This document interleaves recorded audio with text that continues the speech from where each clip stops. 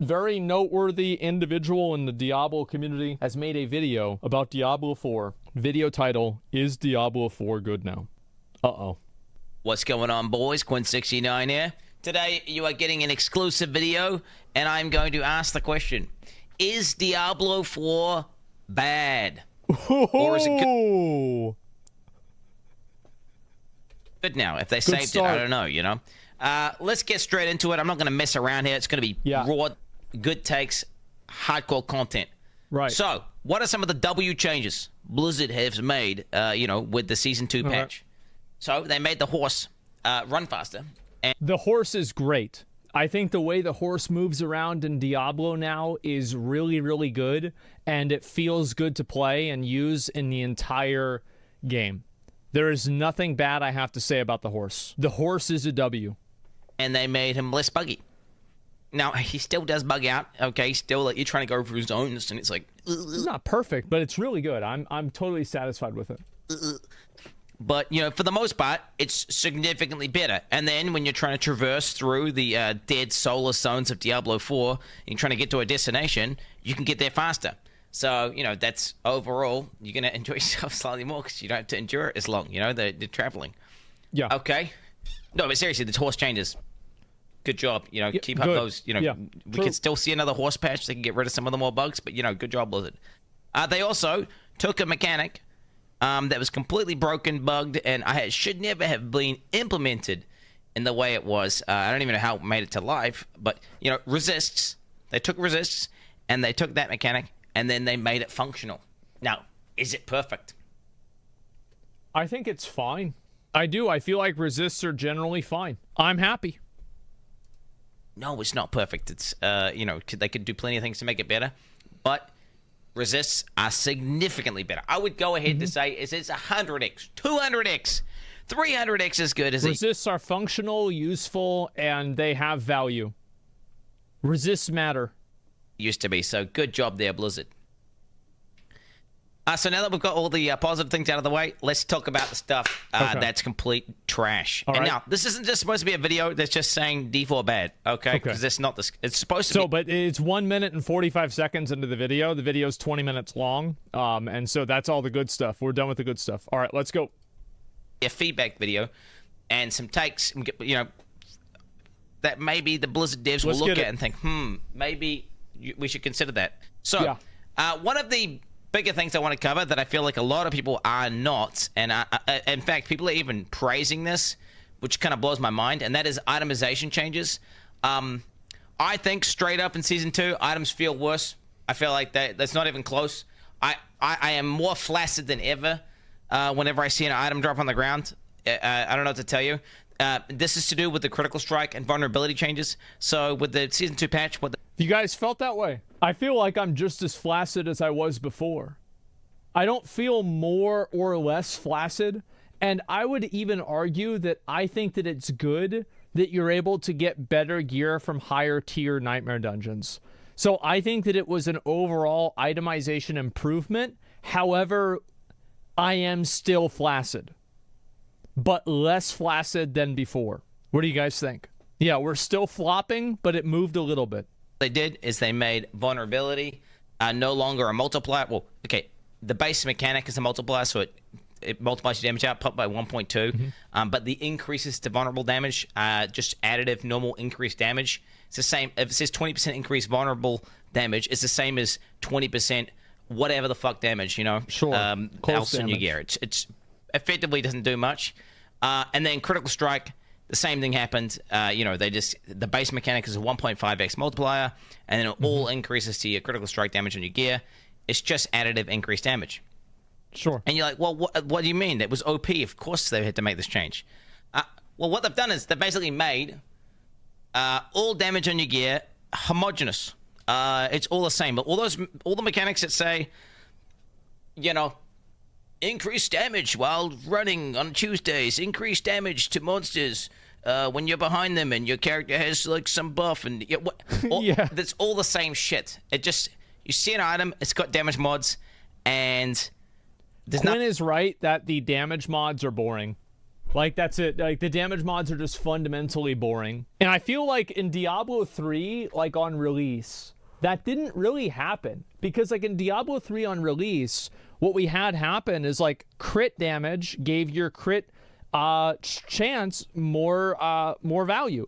And then your crit chance gave your attack speed more value. And so, like, you had these things multiplying off of each other, and it felt good to get more damage stats.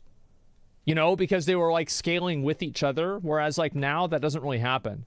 Nothing really special about it. You're looking at it and you're like, okay, well, this one here only works in this situation, but, I mean, it's got a 1.2% more number on that one. And you're sitting there, and ultimately, high number, good.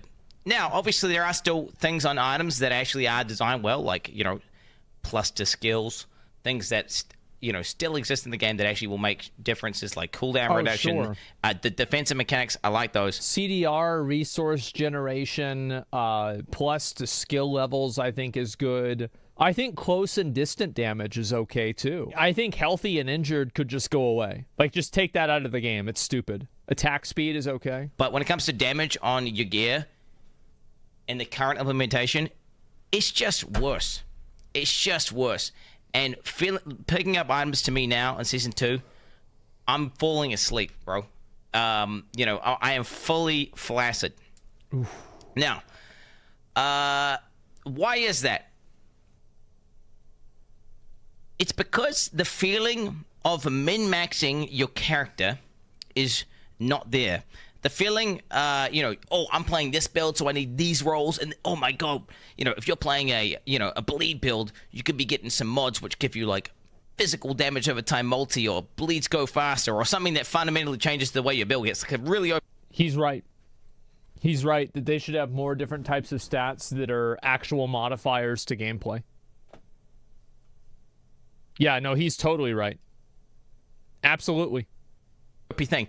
It just doesn't exist for the majority of builds in the game, outside of, the few things I mentioned before.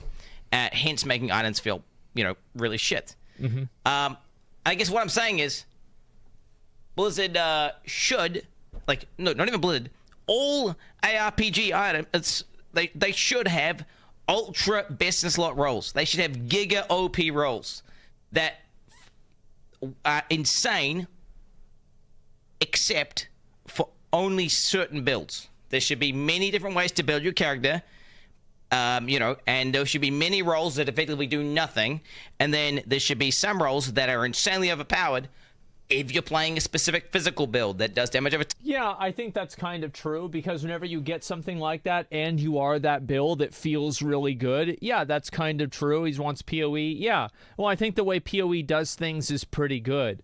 So I'm positive about that. I'm trying to think besides this, like, what else would I really have to say about the itemization? I think what they need is they need another tier of itemization. So basically what they have now with Diablo is this. So all stats are the same. So you have this breakpoint at 725. So as soon as you get to 725, you get another tier of item rolls that can occur. And what I mean by that is that, like, all of the rolls will re-roll, and it will if you upgrade a piece of gear to 725. The problem is that we go all the way up to 925. And I think that we need another tier of rolls at 900. I do. I think we need another tier of rolls at 900, and I don't think that it should be, it's 820 now, I think. No, it's not. As far as I know, it's not 820. Now, there are some exceptions. Armor plus HP. And I think there might be one other one. They do scale, but HP stops scaling at like 850. Somewhere like that. So anything that you have above 850, the HP isn't going to scale any farther. What I think they should do is they should make gear that rolls at 900 or higher be possible to roll with 5 stats. And this could also allow players that are in-game players to item filter out anything that doesn't have 5 stats. I would love that.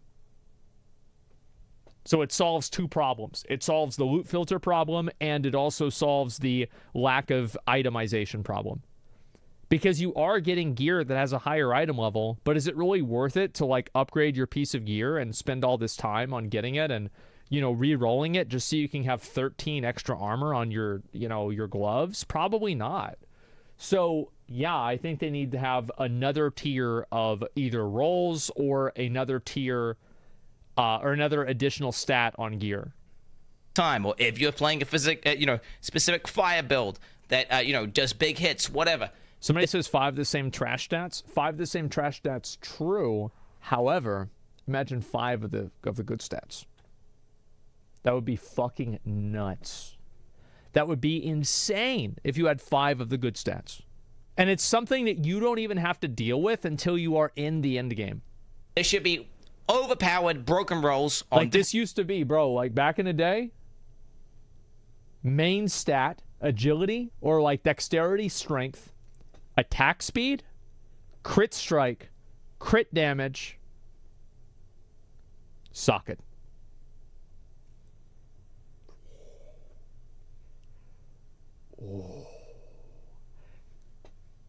Oh, that was good. That's a trifecta. Bro, the trifecta was for casuals.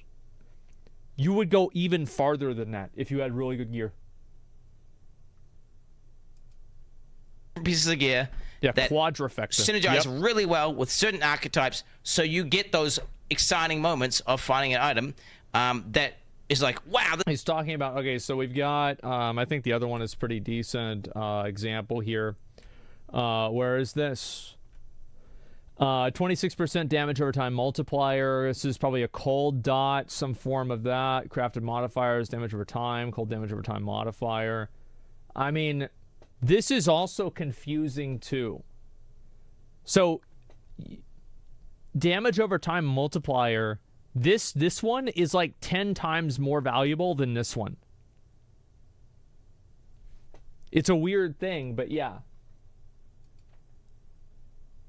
That is like, wow, this item is literally going to change my damage so much because, these things scale my, my multiplier and this thing. Yep. Whereas it's deceptive, yeah. It's the opposite. They also need to just, okay, when it comes to itemization, all this conditional trash, all the 500 different, increased damage, which are effectively all the same thing that have conditions, they would. Yeah, let me just do this real quick. I think this will be interesting.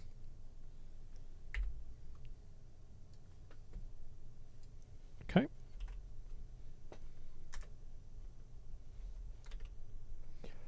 Alrighty. Let's take a look at what we've got here. Damage to burning, damage to CC'd mobs, chilled, get rid of that.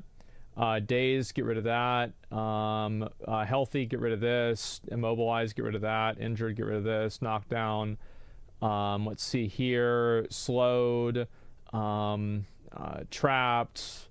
Blood orb, get rid of that. Damage from dodging, get rid of that. Damage from golem, mages, get rid of this. Damage while berserking, fortified while healthy, get rid of that. Slowed is OP. The reason why it's OP is because it's so easy to slow.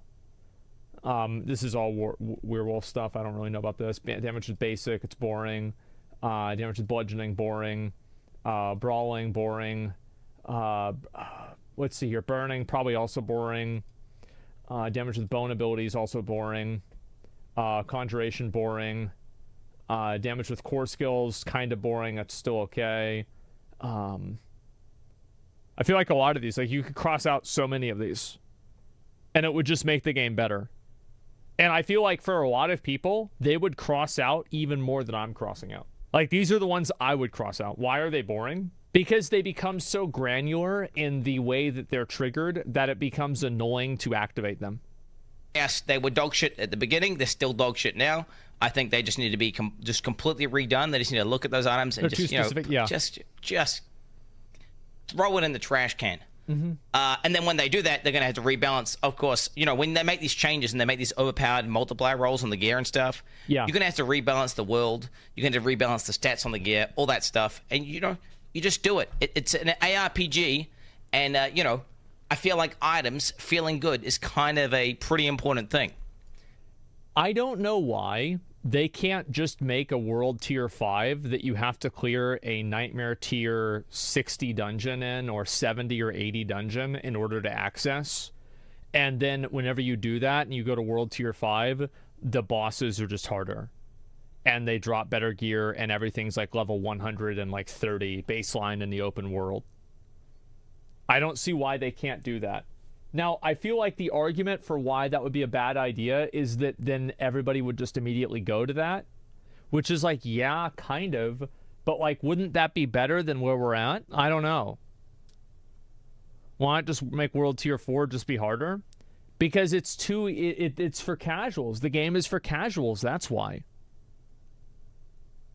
That's the real reason. This is a casual Andy game. And it's okay to have a casual Andy game, but why not have a hardcore option for, the people that want to play more?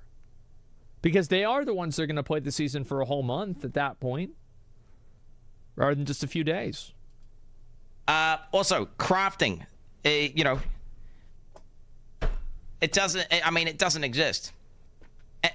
You can roll one stat. Crafting is rerolling. What the fuck is that? I guess that's a baseline. But then not only that. What they need to change with crafting is they need to make it to where there's a separate window right here that shows you all the possible rolls that can occur whenever you replace the affix that you select on. That's all they need to do. On top of that, having other types of crafting, that would be nice, but this is what they need to do like tomorrow. Even if crafting was possible, any time that you have to access a third-party website, the game has failed. It would be pointless because itemization's so bad. So really, it's a multi-step issue. They fix itemization and then also make crafting better. Except PoE. I think it's a huge weakness of PoE, and I think it holds the game back a lot. And I hope that PoE 2 does a better job, and it provides more in-game resources that players have to use instead of needing to go and use, like guides. I think it's probably one of the biggest weaknesses of PoE. And I understand, as a lot of PoE enjoyers think that it's good that the game is effectively a gatekeeper because no casual players would want to get involved with it. I don't think that's really a good thing. I don't think Grinding Gear Games thinks that's a good thing. That's why they're changing a lot of the stuff in PoE 2. And I'm not saying that they need to make the game easier. I'm just saying that they need to make the information that makes it understandable for a player more accessible in-game. That's all I'm saying. Make it more accessible in-game. I know I'm asking for a lot, but these are just things that really, as a gamer, kind of upset me. Like, there should be, a codex or something like that. Lost Ark has that. And there should be a section in the codex that is available in-game from the menu that displays the difference between increased and more. And, if you search those terms, this codex, page comes up. And it explains explicitly what the difference is. What is the difference between fire damage and fire damage over time? What is the difference between fire damage over time and fire damage multiplier? And it shows the math. There is no reason not to have that. And it just hurts the game. Yeah, poison and chaos. Exactly. And then speaking of crafting, Ashley, why do, blue and white items exist? We have this auto-salvaging mechanic that you've implemented. You can just drop the materials now anyways. So why the hell are these useless blue and white items dropping if they're not used for crafting? We get the mats dropping anyway. I don't know, dude. It doesn't really make sense. We could talk about loot filters, but I'll talk about that later. Overall, yeah. So Blizzard, we need OP rolls. You need to bring them back. Now, just don't make them generically overpowered for everyone with just those two stats. Many different ways of being OP, but then make them specific to builds. Don't add conditional bullshit onto them. Just make them work in various ways. I just would like to see 5 stats. That's it. Just give us 5 stats at 900. Where, it would be OP for someone and then complete useless for someone else. You give us 5 stats cool at 925. Things where you trade items. It's all around just a net positive. Now, boss changes. Okay. So, in Season 2, they added in a bunch of bosses. Actually, a positive these bosses drop items, and Yes. you know, you can find them out. If you need a specific item, you can go this to is all good. that boss, and you can find that boss out. Not only that, the bosses also incentivize you to go out and do different types of end game, which True is, and you know, real. kind of cool. Except, I think that you're a little bit too pigeonholed into Helltides right now in the game. I think there's too much focus on Helltides, and as somebody who doesn't really like doing them, I find it annoying. for the fact, huge damage, ramping. He's knocked down. I'm bursting. Why would you make a boss that does no damage? This is the hardest version of the boss, chat. Bro, my vampiric powers weren't even active. Oh, wow. He does mechanics. Wow. Oh, I've never seen this. That's incredible. Is this gonna die, or is this phase 1? What do you guys think? This phase 1? Wow.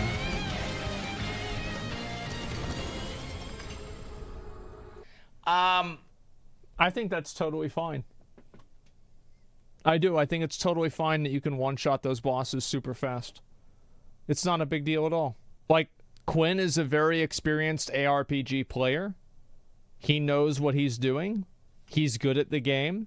He has a min-maxed character. Remember, this game is made for casual players.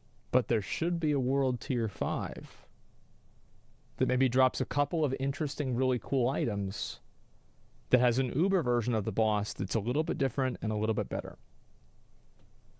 But the truth is that the only hard boss in Diablo 4, here's also another issue.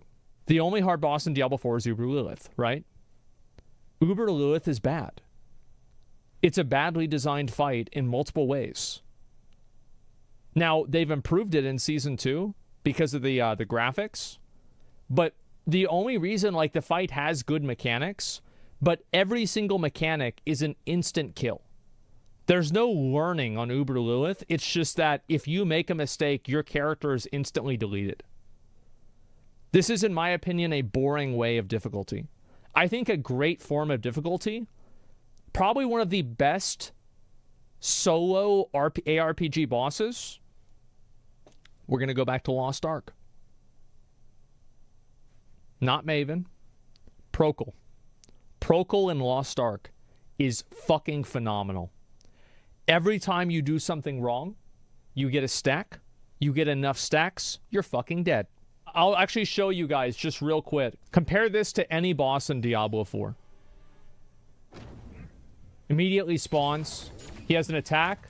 Telegraphed very well. He immediately goes for the jump there. This guy goes around it. He gets knocked down by darkness, which I think is kind of stupid. He has to run at an angle so this slam doesn't hit him. There we go.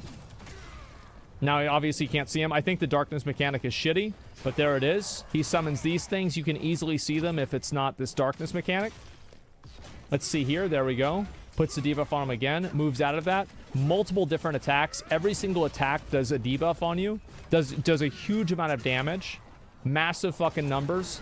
He's transitioning over to his other phase, I'm pretty sure. I think that's what's happening. And now he can be knocked around than normally CC'd. And he has PvP mechanics on as well. He's using different types of mechanics. He's moving around. You have to avoid those. By the way, if you are out of them, you're actually out of them. The hitboxes are extremely clean. Then you see there, he's actually stunned. Now, he had to move out of that. If he had been stunned by that attack, I'm not sure if that was the right attack, but if he was stunned by the Impale attack, it would have instantly killed his character. There you go. He's doing massive damage onto the boss. He's keeping him stun locked in the corner, doing mega dick damage. You can see there. Now he's going to do the Impale. He picks him up because he wasn't able to roll it like he did at the beginning of the fight. And now he's going to roll right out of it. It doesn't work because he got knocked down again. And then there we go. You see he has 3 stacks because each mistake he makes causes him to gain a stack. So this fight punishes you over time, but it still allows you to learn to fight over time. So now he's going to... Oh, can you do this?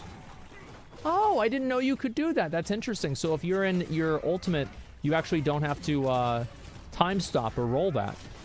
Anyway, so yeah, that attack right there, he had to avoid that. That's a freeze. I think actually the freeze is relatively badly telegraphed, but it's still better than anything Uber Lilith does. Now he has to move as soon as this guy does the attack. There we go. And then he's going to try to find him. There's this. If he gets hit by that, it instantly kills his character. And there we go again. He's knocking him down again because he's got the PvP toggle on.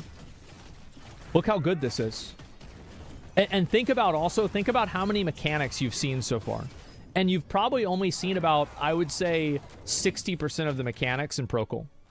And you can see there, he got hit by the freeze, and he got another stack right there. This fight is better than anything Diablo has ever made. It is the best solo ARPG fight that I've seen.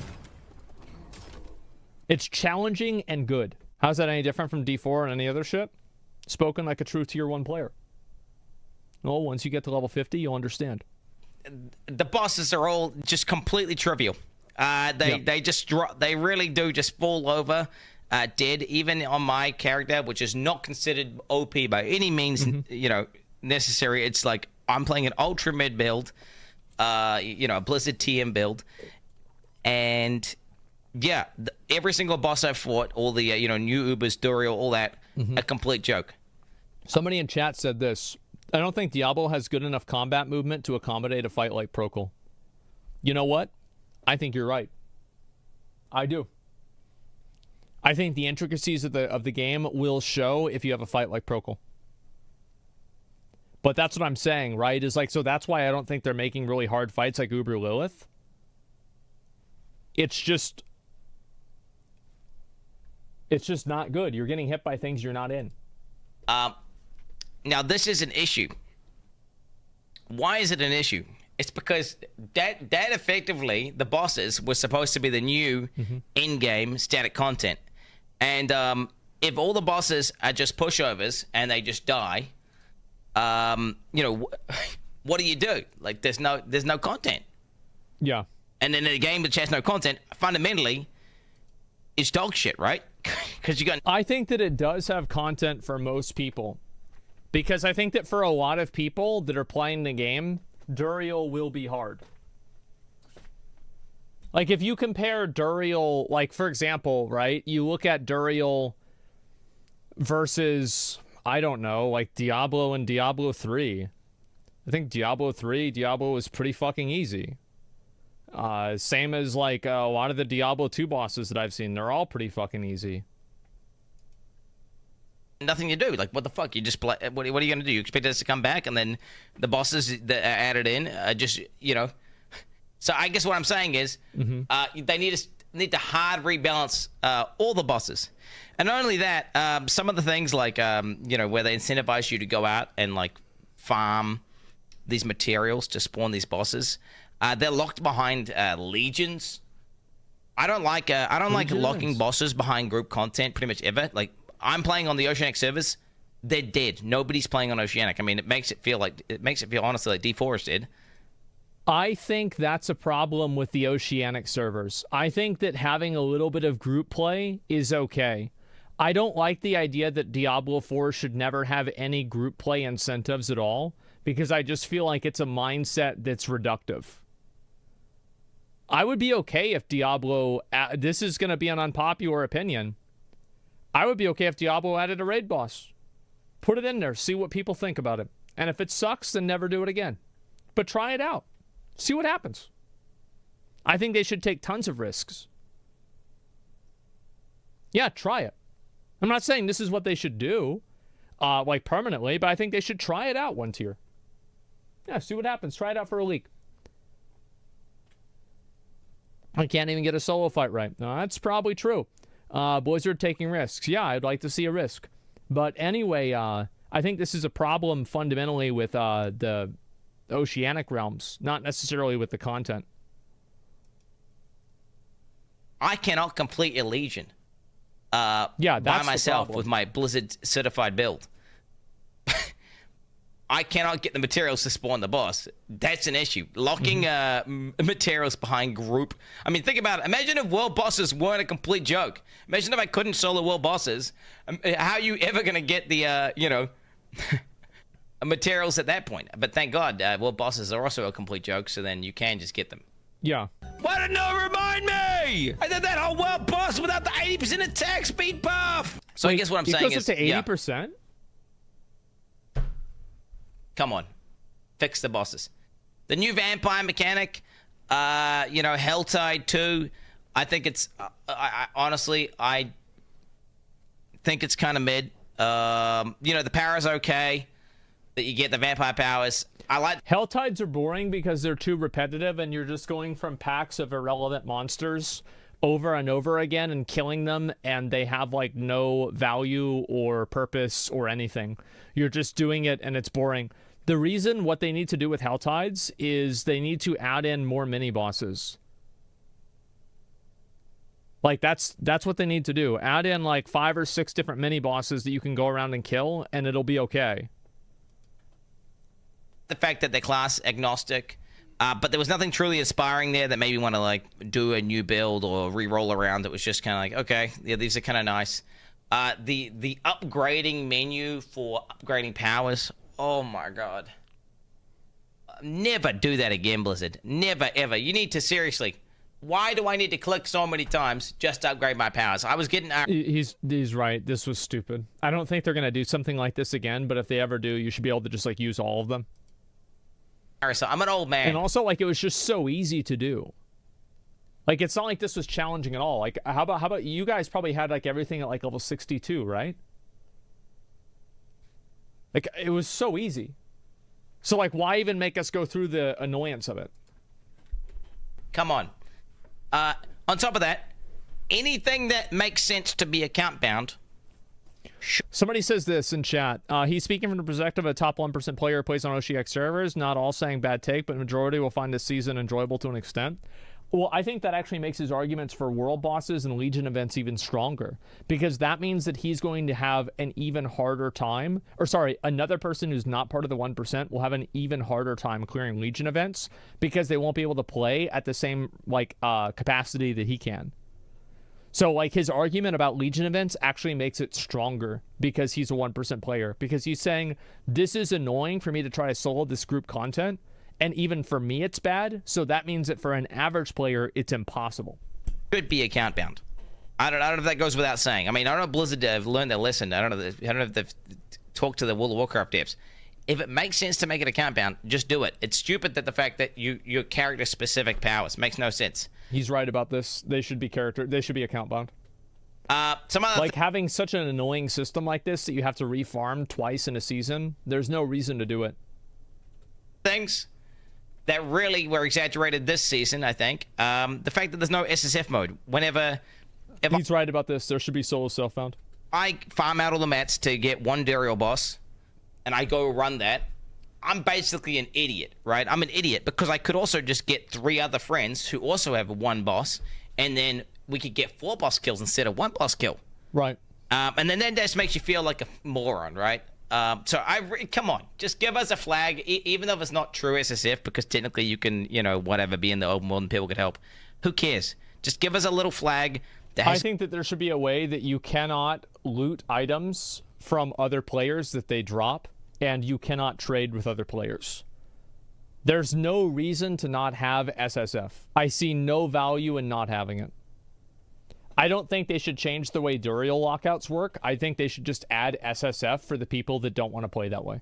A little leaf next to it that says, this guy's SSF, so that way you don't really feel as stupid for doing it. Oh, SSF is solo self-found. That means that you are playing by yourself, and all of the gear that you get, you cannot trade for it, and you cannot receive it from another player. You have to earn it personally. Always. Yes, that's it. That's how the game works. So it's like a mode in PoE, it's a mode in RuneScape, yeah. I think the game balancing overall in the current state of D4 is complete trash. Everything in the game is just too easy. It's trivial. I mean, dude, I don't even think that even a single gamer died. In hardcore, that is. And now, that's because A, the game's too easy. And then B, also, you have a cheat death and vulnerability potion in the game, and then you have an instantaneous teleport that gets you out of any situation. What this does, I don't know if you know Blizzard, but effectively, it means everyone, providing you have a reaction time of less than 2,500 milliseconds, you can just proc your cheat death and realize, oh, my cheat death's procced, teleport to immediate safety, and then you can never die. So basically, I guess what I'm saying is, make the game harder, And then also remove cheat deaths. Like, why do cheat deaths exist in a game where you can teleport? Or you could also remove... I'm not a hardcore player, so I don't really have a lot to speak on here, and I don't really understand it. But I think that cheat deaths are cheesy in hardcore. I think they remove the hardcore elements of hardcore. Things like the flame shield enchantment that just prevents you from dying. I think it's cheesy. You should not be able to do it. I am okay with things like an instant logout potion. Or, sorry, an instant teleport potion. The reason why is because a player has to make a decision to do that. But a cheat death prevents a player from making a mistake they don't know they're going to make. So one of them is a reaction, and the other one is a precaution. Precautions are bad, reactions are good. That's my opinion, as a non-hardcore player. Petri is okay? Yes, Petri is totally okay. I am completely okay with Flask of Petrification in Classic Hardcore. I am. I think that it creates so many interesting gameplay dynamics, and I just think that it is an overall positive of the game. Scroll of Escape, I guess. But I feel like Scroll of Escape is, you know, nobody likes dying to DCs and game crashes and stuff. So, oh yeah, actually, let's give a Blizzard W. Actually, it's a Blizzard change. Whenever you disconnect now with the portal scroll, your character teleports to town, which, you know, that's actually a Giga W change. I really like that. I want to say that the changes to the dungeons also make the game feel a lot better. They do. The dungeons feel a lot better. I'm backtracking very rarely. Maybe that's because I'm playing a much faster character, and so any backtracking would be very minimal. But yes, I agree with that. It feels better. You know, let me take that back down. It feels a bit better. Let me take that down. It feels like slightly better. You know, you're not backtracking as much. You know, you can get to you generally speaking can get to them, but I was still backtracking a ton. I was still having to free prisoners from cages. I was still having to take all this bullshit around. Bro, I feel like you just need to... Blizzard, hear me out. The Nightmare Dungeons system here, it just... Rework it. Make it about opportunity cost, player-driven choices. You know, let us craft the keys. You know, let us take out all the objectives. Just copy part of XL map system, but make it like really easy. Okay, just a really simple PoE. Like that's what you kind of tried to do, but honestly, the current implementation, it just feels bad. Let me tell you, it's the best feeling where, you know, you've just kind of got shitty maps and you're just running them. You don't really care. You kind of just kill a few monsters, get to the main guy, get the juice, get out. Get the juice, get out. Then you actually have a really good map. It's got good rolls on it. You juice the crap out of it, you know. Then when you run the map, you kill every single monster. You go to every nook, every cranny. You clear that out, and you get that. You know, it's basically player choice driven. There's opportunity costs, ups and downs, like staying in the map too long. You know, really, you should just steal that. Legendary maps, basically. Legendary sigils. I think that would be cool. They started to do that a little bit with the Beast and Ice. So yeah, I hope they keep doing it. But just, you know, add the Blizzard touch. Also, I want to say that you probably still, when it comes to tile sets, come on. So many of the maps are still so samey. Like, yeah, they look a little bit visually different, but they're all just like these weird tunnels. There's like 7 different dungeons in the game. With offshoots. Give us some big open areas. Give us some, you know, some big spirals, some other stuff. I don't know, dude. Just make it a little bit different. Yeah, the stash is still fucked. I don't really need to go on about that. Stash is still fucked. Aspect system, honestly, the more I play with the aspects, the more it's just an annoying chore where, oh, I got a new piece of gear. I think aspects should just upgrade into your codex. That's it. And each aspect should provide, like, it shouldn't be a one-to-one. It should be, like, if you get an aspect that's better than your current aspect, it will give you, like, a percentage of, like, experience or something like that, maybe. Or maybe you just have it upgrade directly. So, like, you get it and you upgrade your codex permanently, and every single time that you do one of those, it's that good. have to like switch this aspect. Because like, how many of you guys have saved like 7 of the same aspect? Oh, it's an itemized thing that now my stash is full of aspects that I'm holding on to. 99% of it is just legendary powers that I may use later. And I already know which one I'm going to put on because it says, oh, this ability does 100% more damage. So it's like, it's a mandatory thing. I feel like the aspect system as it currently stands probably needs a complete redesign. Maybe you put the aspect onto the item slot and not the item itself. I don't know. And then, honestly, the way that I just think upgrading the codex would be the option. A lot of people have suggested that so far. Aspects are itemized. I feel like that could also use a rework. There's been many suggestions from the community as to how you could make the aspect system a million times better, like storing them, in some sort of a crafting window. You could. And I think it would also be a lot better if you had more aspect storage, because like storing aspects is annoying. If you could just store all of them without having such limited space, I don't think it would be a problem either. Basically, have an aspect codex which gets upgraded, or it's an aspect codex which just keeps the best version of the aspect you found. You can just use it as many times as you want. There's many ways you can do it, and you can make inventory a little bit less fucked if you really can't just add bank tabs in. I mean, goddamn. Y'all tried to help us by reducing the elixir drop. Because like personally, I would use probably 20% of the stash tabs that I do now. Like instead of filling up 5 stash tabs, I'd fill up 1 if all I was holding onto was gear that I would potentially use. Because the majority of my stash tab inventory is all aspects. Right, because you wanted more room inside the elixir tab, and then you added in 20 world boss maps materials.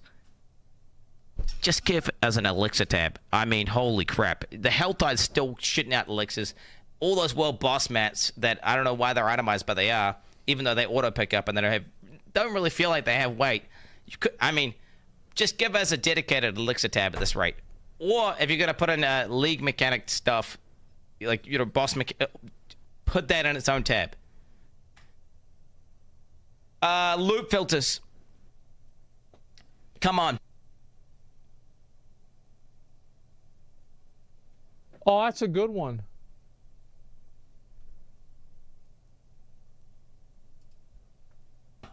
You added in the auto salvage, which honestly it was very noticeable in the lower world tiers, but as you get to world tier 4, you kind of just forget about it, and it's okay having the auto salvage where basically the shittier items like the the normal items and that are kept.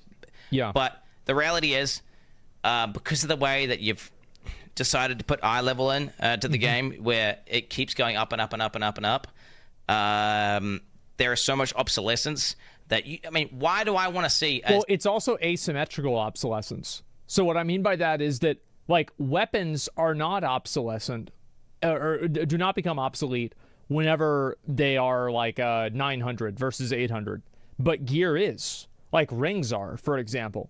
If you have a ring, what's obsolescence? It becomes irrelevant. Like it becomes irrelevant over time. So like what happens is like rings don't really matter if like it's item level 925 or 825. Who gives a shit? But weapons do. And so that's the issue with having an item filter based off of item level, is that you would potentially remove good rings but not good weapons. Eye level 660 item or an eye level. I don't care about that item. Just let me hide it. Let me hide the blue. If you're gonna add useless white and blue items into the game that are pointless and just fill up my bags, let us fill those out. You know what I'm saying?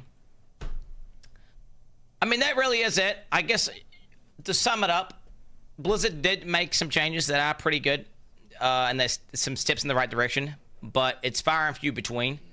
I still think the game itself has no content, and I really struggle. I basically have one thing that I want to do, which is kill a certain boss. Which boss isn't he killed? Lilith? Just go kill her. Yeah, I did her in like 2 tries. You just go get her. Yeah, effectively, there's no in-game content, and because there's no in-game content, you play broken build. What's the incentive to play the game? Like, what's the point of farming an uber unique item if there's nothing to use that uber unique against, right? And then no, I don't agree with that. I think having really cool gear, if you beat the game, that's totally fine. I don't want to have them make content that's balanced around uber uniques. Just let people beat the game. It's the same as like in PoE. People beat the game in PoE. This is a guy that beat the game. This is one of the hardest bosses in Path of Exile.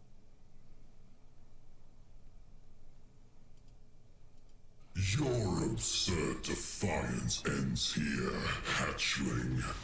It's one of the hardest bosses in the game. Dead. Until the others arrive to check. Okay, so, like, PoE is the same way. Let people beat the game. Who cares? At that point, they've earned it. I think there's still massive issues with itemization that honestly went backwards. So they went backwards instead of forwards, and I feel like more people need to talk about that. So that's about it, I guess. Thanks for watching. Subscribe to the YouTube channel, and well, what do I want to say? Oh yeah, D4 bad. Oh yeah. Because he is God gamer. God gamer. God gamer. I think that was a pretty good video. I do. I think that was pretty fair. Overall, I think we need better itemization. I think we need to have another tier of itemization. I think 725 is just not enough. I'll link you guys the video right there. Yeah, there's the video. It's a Quin video. Make sure to give it a like. Quin actually, this is crazy. I don't know if you guys know this. Quin actually used to make YouTube videos, and he did another one. He made a new channel recently, I think, too. So yeah, there we go. That was a good video. I'm new to Diablo. Part-time Andy here. Just reached 41, and the more I play the game, the less it seems fun for some reason. Well, then stop playing it if you don't like it, man. Yeah, that's what I would say. If you're not enjoying it, then you should take a break. I checked the female rogue skin in Diablo 4. Oh, I've already seen it, man. I have. You can't fix itemization without balancing for trade. Who cares? Who cares if people are going to exploit? Like, why is it that Blizzard gamers care more about the game being fair than it being fun? I don't care if somebody, like, the fact that this guy one-shot Searing Exarch doesn't make my game less fun. Hello? Like, that's fine with me, okay.